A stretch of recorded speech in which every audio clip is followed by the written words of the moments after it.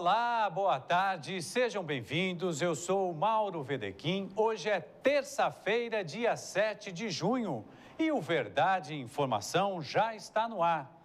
Vamos ver as principais manchetes desta terça-feira. Número que preocupa. Alagoas já registra 70 casos da síndrome de Guillain-Barré este ano. Antes tarde, Prefeitura de Maceió inicia obras para a construção de estações elevatórias. Forró e folia. Concurso de quadrilhas juninas acontece neste sábado em Maceió.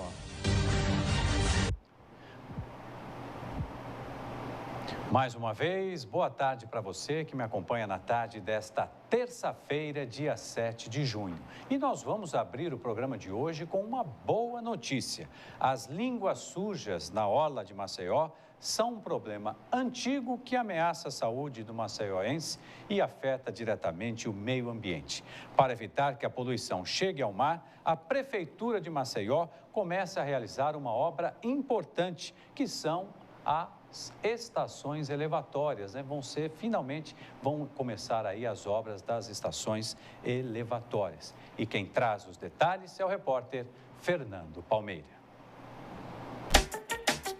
As indesejáveis línguas sujas ou chamadas línguas negras, ali.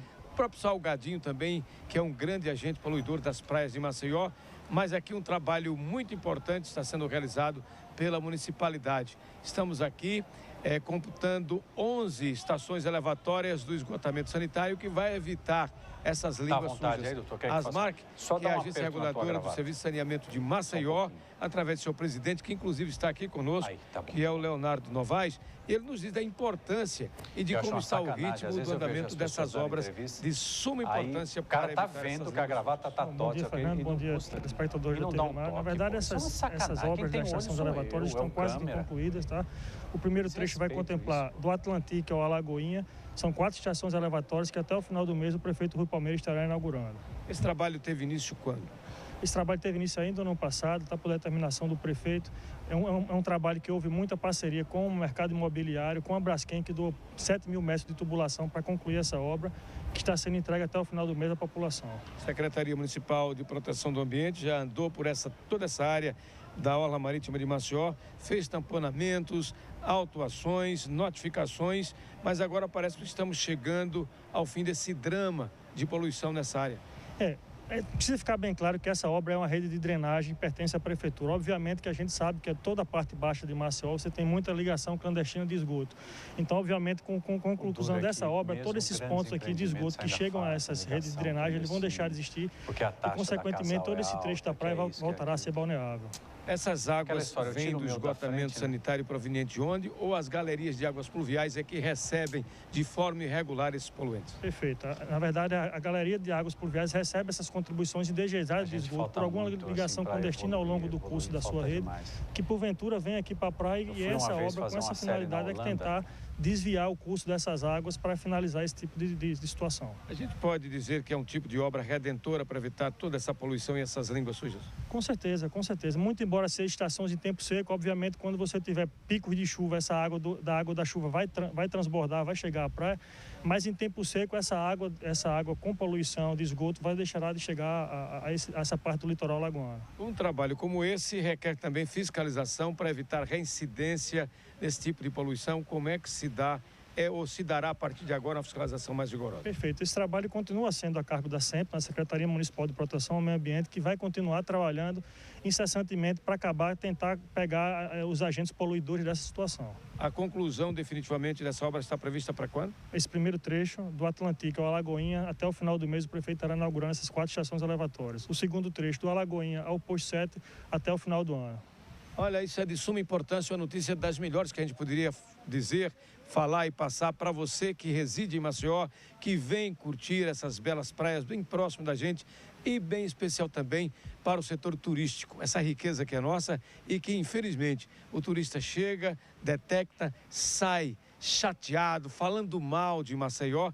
Isso é uma obra que diz respeito a essa expectativa que sempre tivemos de evitar essa agressão ambiental que acontece principalmente nas mais belas praias de Maceió.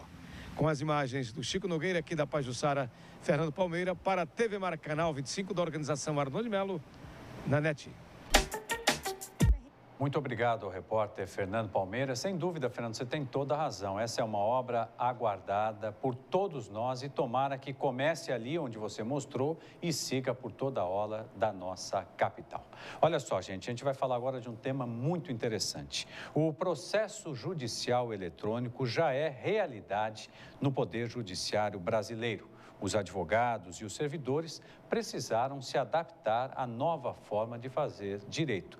Para saber mais sobre os desafios e também das dificuldades enfrentadas aí nessa nova rotina de trabalho, eu recebo aqui com muito prazer o doutor Fernando Câmara, ele que é presidente da Comissão de Tecnologia e Informática da OAB Alagoas. Doutor Fernando, seja muito bem-vindo. É um prazer recebê-lo. O senhor que é tão simpático e está aqui batendo papo com a gente, seja bem-vindo. Eu começo essa entrevista, doutor Fernando, lhe perguntando o seguinte: o ajuizamento de ações hoje no Brasil só se dá por meio eletrônico? Sim, eminentemente, pelo menos, primeiro, boa tarde, telespectador, boa tarde, Mauro. O processo eletrônico hoje, ele acontece não por via de um sistema, nós temos diversos sistemas diferentes. E o ajuizamento dessas ações, ele tem se dado, sim, em mídia física, em meio eletrônico. O meio físico, ele ainda é permitido em alguns sistemas, em alguns tribunais, por regimento próprio. E, logo após, ele, via de regra, é convertido em peticionamento eletrônico, em meio eletrônico, para que os autos eletrônicos continuem na tramitação. Veja bem, é permitido que o advogado junte peças em meio físico e depois elas são convertidas em meio digital para que o processo continue pela via digital. Essa é a regra desses sistemas. A gente não pode generalizar, porque cada estado tem a sua realidade e os seus sistemas que lá são utilizados. Mas aqui no estado de Alagoas, por exemplo, todos são ajuizados por meio eletrônico. Como é que está a situação hoje aqui no estado, doutor? Olha, aqui no estado de Alagoas, hoje a gente tem o PJE, que é o processo, inclusive, preconizado pelo Conselho Nacional de Justiça para unificar os sistemas em nível nacional. A gente tem o ESAGE, que já é utilizado há alguns anos aqui pelo nosso Tribunal de Justiça.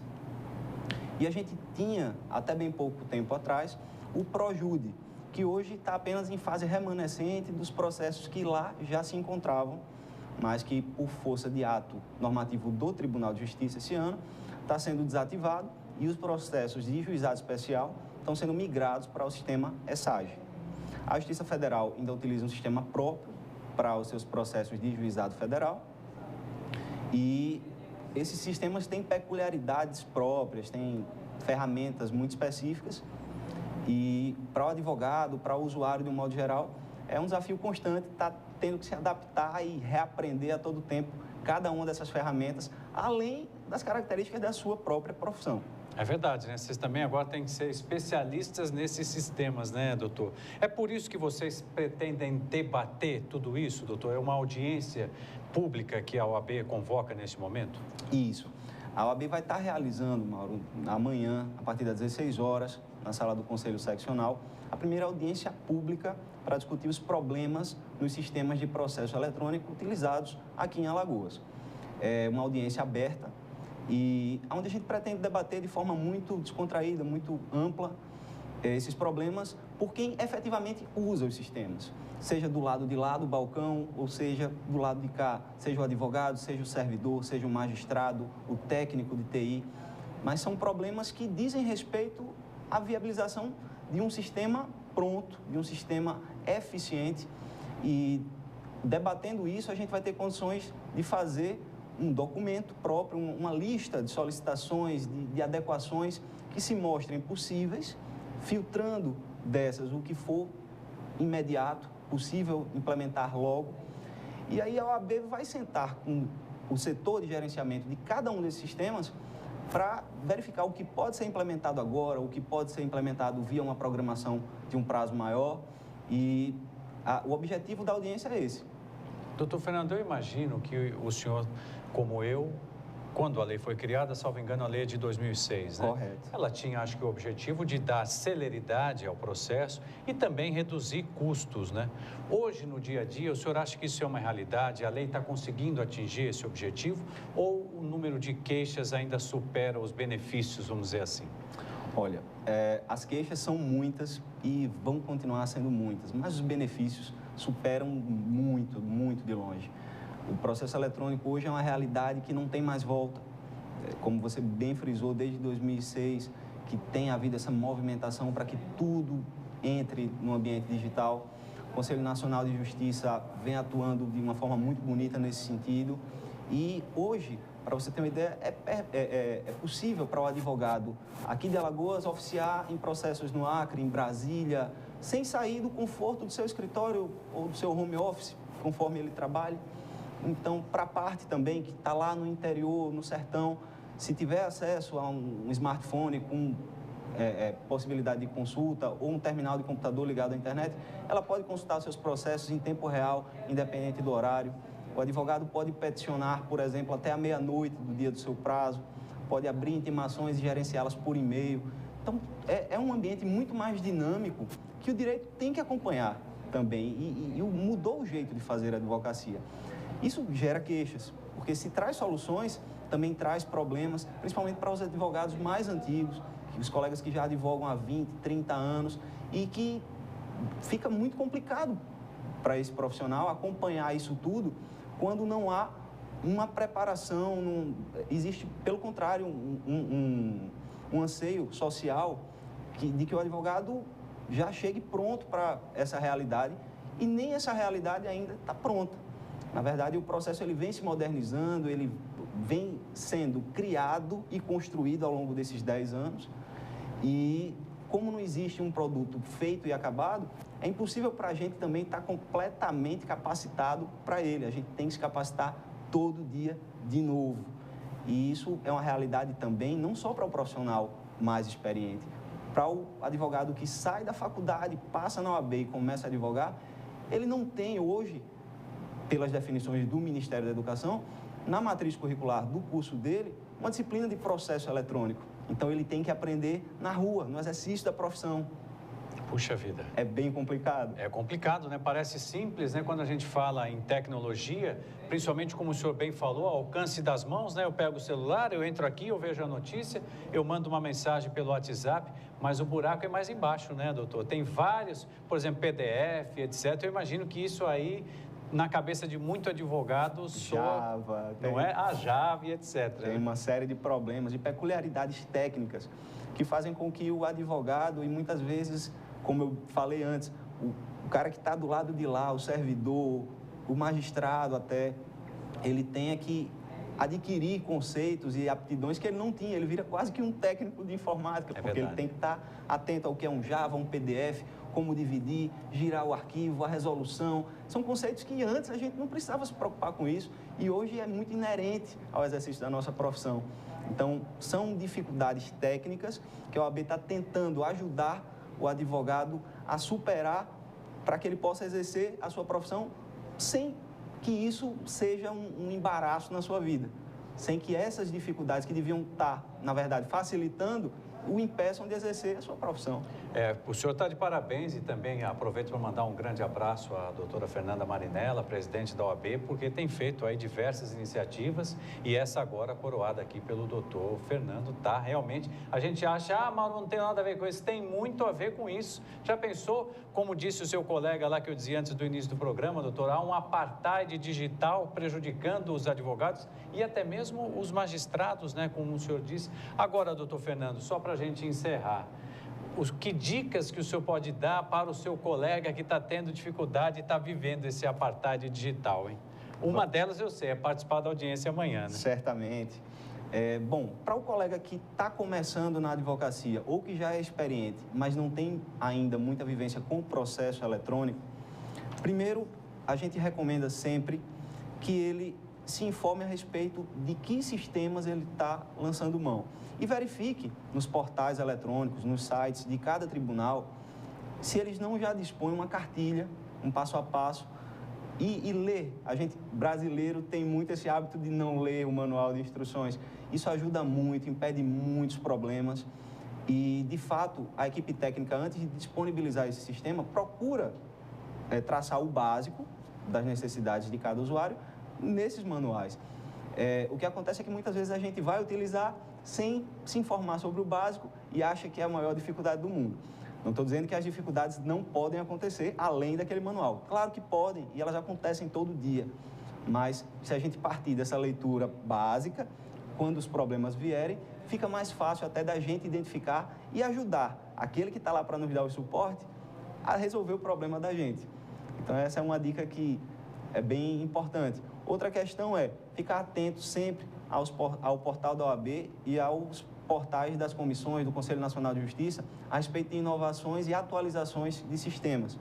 Por exemplo, a gente teve recentemente atualizações de softwares como o Java e a atualização do navegador Firefox, que geraram uma incompatibilidade com um dos processos necessários para o assinador digital. Então, muitos usuários não conseguiam assinar petições e tudo mais, porque atualizaram. E essa é uma orientação que a gente recebe: mantenha atualizado o seu navegador, mantenha atualizado o seu software. Só que, nesse caso, o tiro saiu pela culatra. Então, a gente agora está tendo que, no suporte, informar esse profissional a voltar e desatualizar esse programa, botar a versão mais baixa, porque a versão nova, ela não está dando certo. Então, ficar atento às informações da OAB, do Conselho Nacional de Justiça, e ler direitinho os manuais de cada sistema. Isso não resolve tudo, mas é um bom começo. Gente, ouvindo aqui o doutor Fernando, eu estou lembrando, vocês vão se lembrar em casa daquele, se falava do bug do milênio, lembra que quando chegasse o ano 2000, o senhor não tem idade para isso, mas tudo ia parar, os computadores iam travar e nada aconteceu. Tomara que com nossos queridos amigos advogados seja a mesma coisa e que nada de pior aconteça e só ganhe a justiça, ganhe o cidadão brasileiro. Gente, eu conversei aqui com um simpaticíssimo doutor Fernando Câmara, ele que é presidente da Comissão de Tecnologia e Informática da OAB Alagoas. Doutor Fernando, volte outras vezes, muito obrigado pela entrevista, tenha uma excelente semana e felicidades amanhã aí com a audiência. Obrigado, Mauro, a OAB que agradece, estamos à disposição. Muito bem, gente, então ao lado aqui do doutor Fernando, eu vou por um rápido intervalo e não sai daí não, porque ainda tem muita notícia para você aqui no Verdade e Informação. Até já.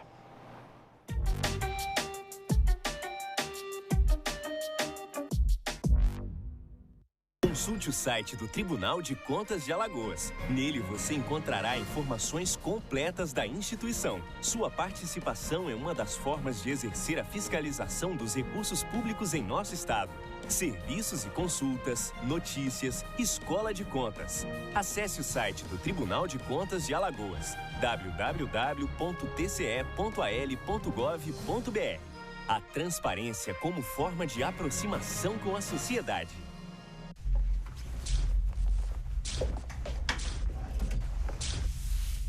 Ô, Ana, você já terminou de passar as roupas? Traz aqui pra mim.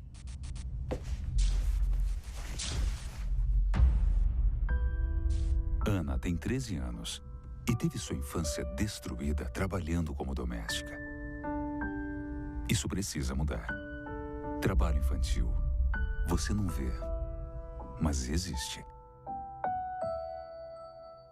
Para mudar a saúde é preciso muito trabalho. E o governo de Alagoas sabe que a saúde do estado tem pressa para mudar.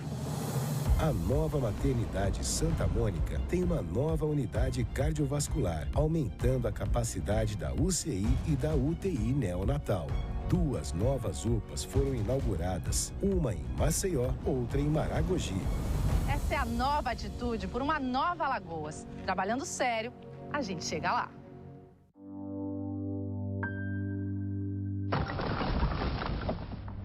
Nenhuma criança está segura trabalhando. Muitas estão em condições próximas da escravidão. Não ajude a perpetuar o trabalho infantil, criando um ciclo vicioso da pobreza. Essa realidade precisa mudar. Nem a rua, nem o trabalho. Crianças devem brincar e estudar. Tem coisa na vida que a gente nunca esquece. Como aquele café quentinho pela manhã. o abraço apertado daquele velho amigo, a criançada brincando no final da tarde, o cuscuz maravilhoso que a gente sempre quer mais. O nascimento do terceiro filho, celebrado igualzinho ao primeiro. Aquele bolo quentinho e delicioso para comemorar a formatura da sua filha. É difícil esquecer desses bons momentos. Mais difícil ainda é esquecer os sabores que marcaram esses bons momentos. Coringa, forte como o povo nordestino.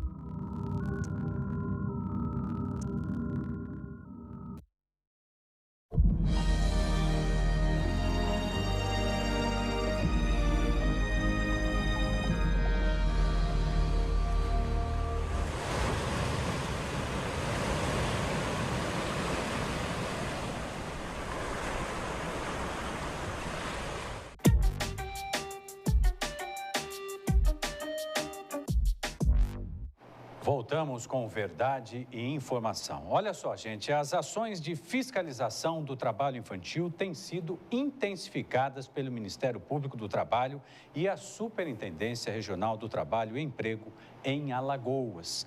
No final de semana, eles realizaram uma operação no mercado da produção e encontraram uma série de irregularidades. O repórter Videlan Araújo foi até o mercado e traz agora os detalhes. Boa tarde, Videlan. Último final de semana que teve a participação do Ministério Público do Trabalho e a Superintendência Regional do Trabalho em Alagoas acabou flagrando algumas irregularidades aqui no mercado da produção, principalmente quanto ao aspecto de trabalho infantil. Nós vamos conversar a respeito dessa fiscalização e do que está sendo adotado como procedimento daqui para frente com a Procuradora do Trabalho, doutora Adir de Abreu. Doutora, muito obrigado, boa tarde. Boa tarde. Gostaria que a senhora falasse inicialmente dessa fiscalização, o intuito dessa fiscalização, se foi mesmo apenas voltado para o trabalho infantil de forma irregular. O intuito foi em razão da semana de 12 de junho, que é uma data que a OIT faz lembrar pelo não trabalho da criança. O que aconteceu? Nós escolhemos dentro das cadeias produtivas, que é o indicado pelo a OIT este ano, o trabalho em abatedouros. O que aconteceu aqui foi encontrar diversas irregularidades, iniciou-se às 4 horas da manhã e no mercado público foi feito inclusive a retirada de menores adolescentes, já no processo de venda, porque a cadeia é produtiva. Então nós tivemos lá, nós encontramos trabalhadores sem registro no abatedouro. E terminamos encontrando adolescentes trabalhando de forma irregular no mercado público. Isso é uma cadeia produtiva. Certo. Doutora, eu gostaria que a senhora falasse quais os prejuízos que o trabalho infantil traz para as crianças. O trabalho infantil, ele traz uma série de prejuízos. Por quê? Porque pega um ser humano numa idade que ele não está formado, nem fisicamente. Então, se eu pego uma criança carregando mercadorias num carrinho de compras, ele provavelmente terá problema de coluna. Sim. Muito cedo, ele não se desenvolveu. Ele vai estar numa idade em contato com o público, que não de um colégio, que não num local adequado, então ele não vai estar preparado para conversa, para dizer um não para um traficante. Então, o logradouro público não é salutar a criança, sem acompanhamento, é claro, do pai ou fazendo compras, mas para o trabalho não. E o que é que fica caracterizado como trabalho infantil, doutora?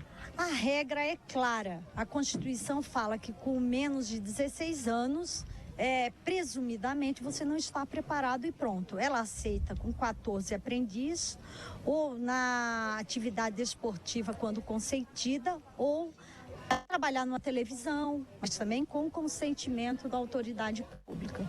Neste caso, a condição, por exemplo, da necessidade. O pai muitas vezes não entende que está explorando do filho, colocando ele para trabalhar, mas ao mesmo tempo não quer deixá-lo ocioso, à mercê da violência. Isso como é que pode ser contornado, doutora? Vamos aí. A pergunta inicial foi: qual o prejuízo para uma criança trabalhar antes da idade adulta, antes daquilo que a lei entende que é possível? Se ele estiver trabalhando, ora, vimos diversas. Se ele estiver trabalhando ao lado do pai, ele vai ao mesmo tempo sofrer toda aquela incidência, aquele problema físico, independente. O que está errado e equivocado é que nós temos que partir para conversar com o Estado, conversar com as autoridades municipais, do local, conselho tutelar e criar uma rede que possibilite essa criança ficar enquanto o pai trabalha. É um ficar educacional, é um ficar motivacional. Mas não ficar ao lado de um pai num trabalho, num logradouro público. É isso que tem que ser feito. Por isso, o trabalho infantil não vai ser resolvido se nós não trabalharmos em conjunto, toda a sociedade. O que nós percebemos aqui? Que as pessoas vêm aqui, consomem o frango, resultado de trabalho infantil na cadeia produtiva. Isso pelo que foi flagrado no final de semana, né, doutora? Foi. Então, ninguém está preocupado de saber, nós temos que estar preocupados em saber como o produto chega às nossas mãos. É uma questão ética, toda a sociedade. Boa parte dos estabelecimentos que estivemos não havia alvará de funcionamento. Então, a Secretaria da Fazenda do Estado está participando da cadeia de forma irregular, está mantendo. Ela é responsável também.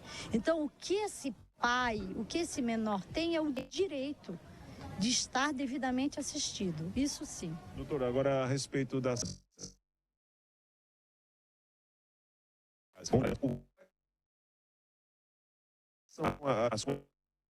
Vamos aqui para a questão de Maceió. Foi um trabalho integrado. Então, o Conselho Tutelar participou ativamente, a Secretaria do Município tem que se elogiar, de assistência social do município de Maceió, trabalhou ativamente. Eles são retirados com a pessoa correta, um psicólogo ou conselho tutelar. Os maiores de 14 anos, a ideia é a gente já colocar para aprendizagem, e os demais são conversados com os pais para que se mantenham em suas casas, né? E aí sim, como deve ser, na sua casa. Ou numa creche, ou num colégio que funcione o dia inteiro, que nós devemos ter isso, né? Falta isso ainda aqui no estado. Doutora, se tratando de trabalho infantil ser crime, a exploração infantil ser crime, os pais que permitirem esse tipo de situação, eles podem sofrer juridicamente?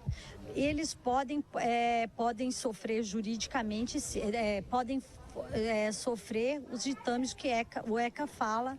Nós temos a lei, o Ministério Público Estadual, por meio dos promotores de justiça, seriam acionados e veriam caso a caso e se seria um proceder que caracterizaria algum ilícito penal. Exatamente por isso. É claro que a lei é tranquila, ela fala que você não pode abandonar seu filho. Afinal, ter um filho traz responsabilidades, inclusive jurídicas. Obrigado, então, à doutora Adir de Abreu, procuradora do Trabalho, que trouxe informações importantes a respeito dessa ação integrada realizada no final de semana, que acabou constatando algumas irregularidades aqui no mercado da produção, principalmente como o crime de exploração infantil, que acaba sendo realmente uma coisa lamentável e que cabe para cada um de nós, né? Buscar um pouco mais de informação. Não deixa de ser uma responsabilidade nossa também saber a procedência daquele alimento que você tem na mesa todos os dias, como ele vem, de onde é esse estabelecimento, tem alvará de funcionamento, e situações como essa acabaram sendo constatadas nesta ação integrada. Imagens de Chico Nogueira, eu volto com você nos estúdios.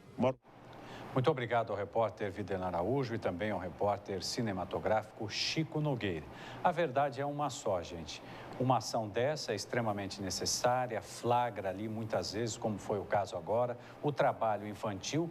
Isso sem contar aquelas crianças que trabalham em casa, são os trabalhadores domésticos. Esses aí nem entram nas estatísticas e sofrem demais. Essa que é a realidade e é muito complicado mudar a mentalidade de diversos pais.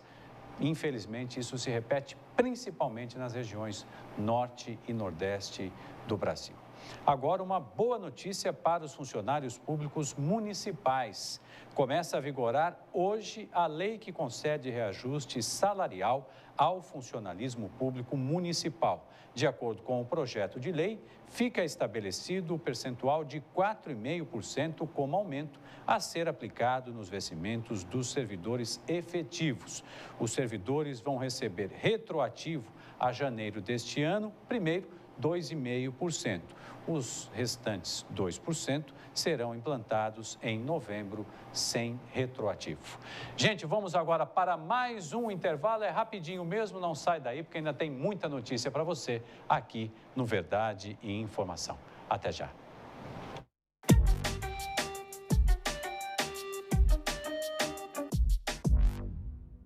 Consulte o site do Tribunal de Contas de Alagoas. Nele você encontrará informações completas da instituição. Sua participação é uma das formas de exercer a fiscalização dos recursos públicos em nosso estado. Serviços e consultas, notícias, escola de contas. Acesse o site do Tribunal de Contas de Alagoas, www.tce.al.gov.br. A transparência como forma de aproximação com a sociedade. Tem coisa na vida que a gente nunca esquece. Como aquele café quentinho pela manhã, o abraço apertado daquele velho amigo, a criançada brincando no final da tarde, o cuscuz maravilhoso que a gente sempre quer mais. O nascimento do terceiro filho, celebrado igualzinho ao primeiro. Aquele bolo quentinho e delicioso para comemorar a formatura da sua filha. É difícil esquecer desses bons momentos. Mais difícil ainda é esquecer os sabores que marcaram esses bons momentos. Coringa, forte como o povo nordestino.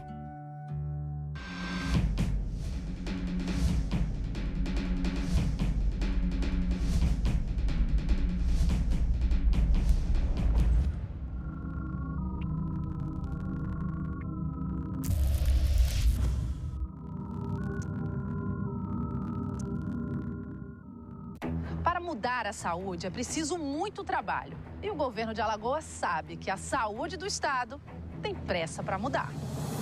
A nova maternidade Santa Mônica tem uma nova unidade cardiovascular, aumentando a capacidade da UCI e da UTI neonatal. 2 novas UPAs foram inauguradas, uma em Maceió, outra em Maragogi. Essa é a nova atitude por uma nova Alagoas. Trabalhando sério, a gente chega lá.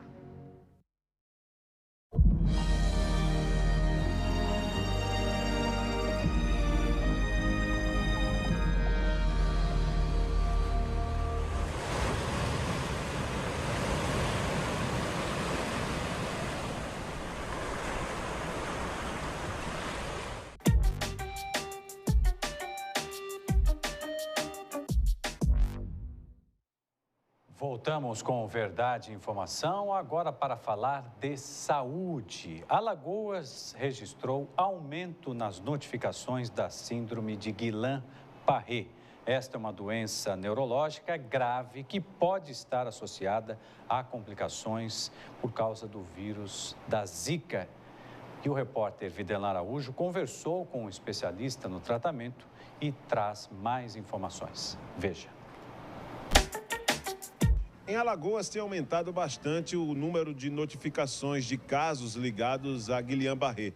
E esse tratamento tem sido realizado em alguns hospitais. A Santa Casa de Misericórdia daqui do nosso estado tem essa credencial. O Dr. Wellington Galvão é um dos especialistas no assunto e vai nos explicar. Primeiramente, Dr. Wellington Galvão, Aqui consta para nós que 70 casos registrados de maio do ano passado para esse ano, um número grande. Muito grande. Esse número, por exemplo, a nossa média anual era de 12 a 15 casos por ano.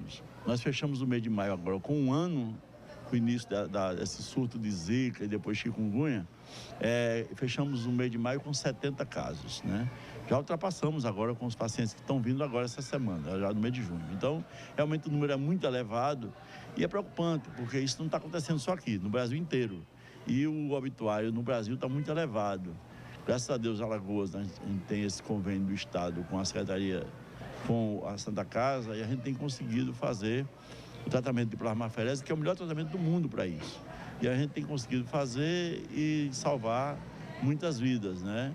Tá certo? Então, esse é o nosso problema maior hoje, é que o teto do convênio é um teto que ele era suficiente sem ter um surto desse, sem ter uma demanda aumentada por conta dessas viroses.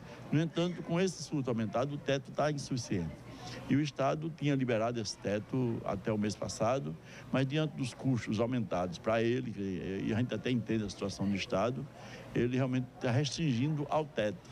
E isso tem levado problema para a gente, porque, por exemplo, hoje é dia 7 do mês, e eu já estou com a quantidade de pacientes que eu tenho internado, já ultrapassa até o teto. Quantos pacientes hoje, doutor? Eu estou com 5 pacientes de SUS internados em tratamento. E tem mais uma paciente no HGE, que já me comunicaram desde ontem, uma paciente que já está com diagnóstico firmado, já pronto para trazer, e eu não consegui trazer, porque tenho que ter autorização especial agora da Secretaria para poder trazer. Doutor Wellington, a respeito dos sintomas, todos nós sabemos que a Guillain-Barré é uma doença provocada por uma infecção nos nervos, mas eu gostaria que o senhor falasse, há realmente indícios, como se fazer uma triagem para saber que a pessoa está sofrendo de Guillain-Barré? Olha, normalmente esse diagnóstico ele é feito pelo pessoal especialista no HGE, ou qualquer outro neurologista, intensivista, que faça esse diagnóstico. A doença ela é uma doença autoimune, na realidade é um processo o anticorpo que é fabricado para combater essas viroses, ele modifica, ele começa a reconhecer o sistema nervoso como inimigo e passa a agredir o corpo. Então, a pessoa passa a perder movimentos no corpo e, assim, a agressividade depende do tipo da Guillain-Barré, porque tem vários tipos de Guillain-Barré. E tem uma forma mais leve e uma forma mais graves, né? Nós temos tido todos esses tipos de casos, inclusive em crianças. Nós tivemos aqui já 9 crianças com Guillain-Barré que veio da emergência para cá e que todos estão em casa já plenamente recuperados, né? Inclusive, algumas vieram com uma forma grave da doença, mas que estão totalmente recuperadas. E adultos também.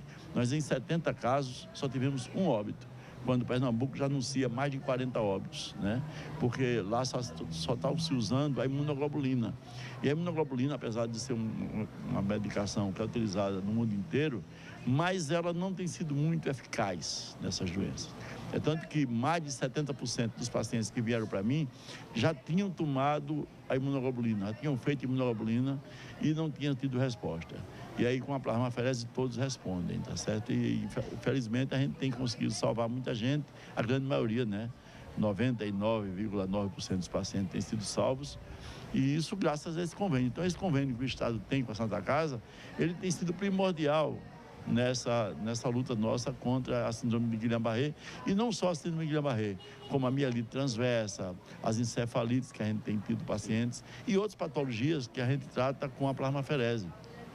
Porque tem os casos de PTT, de miastenia grave, que são pacientes que precisam, é fundamental o tratamento com plasmaferese que antes não tinham. E com esse convênio, esses pacientes estão tendo essa oportunidade de sobreviver. Situações vivenciadas pelo Dr. Wellington Galvão e por toda a equipe no hospital aqui na Santa Casa, antiga Santa Juliana, que vem recebendo esses casos. O número cresceu em Alagoas nos últimos 12 meses, pelo que já colocou o Dr. Wellington Galvão, mais de 70 casos confirmados aqui em Alagoas e apenas um óbito. Isso mostra a agilidade e a qualidade também no processo de recuperação, de acompanhamento desses pacientes com a síndrome de Guillain-Barré, que acaba sendo uma síndrome provocada, uma doença provocada com a infecção dos nervos e também com a musculatura, né? Fraqueza nos músculos.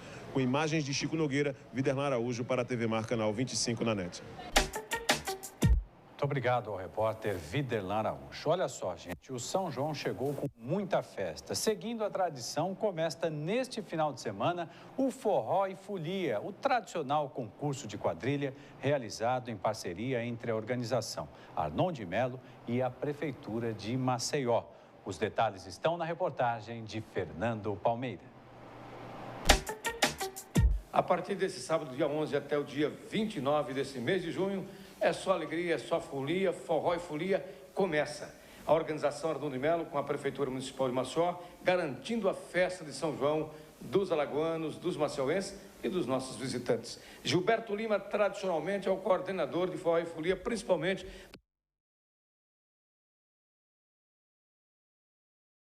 2016. Bom, a versão 2016 ela tem uma mudança a partir do local onde será realizado o concurso. Esse ano a gente retorna para o ginásio do SESI, onde e lá faremos então esta grande festa, um acesso gratuito, não haverá cobrança de ingresso para o público assistir às quadrilhas. E a outra, nós faremos 2 concursos em um só. Nesse período, nesse calendário que você citou, nós estaremos fazendo na primeira etapa, na primeira fase, de 11 ao dia 23, o concurso do grupo especial, e a partir do dia 24 até 29 faremos o concurso do grupo de acesso, quando 4 quadrilhas subirem, descerão para 2017. Gilberto, as quadrilhas aqui, elas evoluíram de forma teatral, espetacular, e até uma liga surgiu. Há quanto tempo você vem realizando e acompanhando essa evolução? Bom, a primeira versão do Forró e Folia, ela foi em 2000, né? Portanto, há 17 anos, esse ano a gente completa 17 edições do concurso e, naturalmente, que nesses 17 anos a gente teve uma evolução muito grande, né? Não só das quadrilhas em si, da produção das quadrilhas, do desenvolver de todo o enredo, de todo um trabalho de bastidores que as agremiações fazem, mas também com o surgimento da Liga, a organização que as quadrilhas tiveram, ao ponto de elas criarem uma Liga, e essa Liga abriga todos os grupos, tanto o especial, a especial quanto do grupo de acesso, de forma que elas ganharam uma musculatura maior, uma expressão maior, não só aqui, como no Nordeste, porque já existe uma confederação e as quadrilhas daqui de Alagoas estão dentro dessa confederação para que elas também realizem eventos fora do estado de Alagoas. 2 concursos nessas classificações que você citou, numa mesma festa junina. Premiação, como é que é distribuído isso? Bem, a premiação, a própria Liga se encarregou de se entender com as quadrilhas, de forma que não haverá premiação para campeão ou vice-campeão. Haverá um rateio do valor que será destinado para as quadrilhas e aí eles lá criaram uma sistemática de distribuição proporcional, né?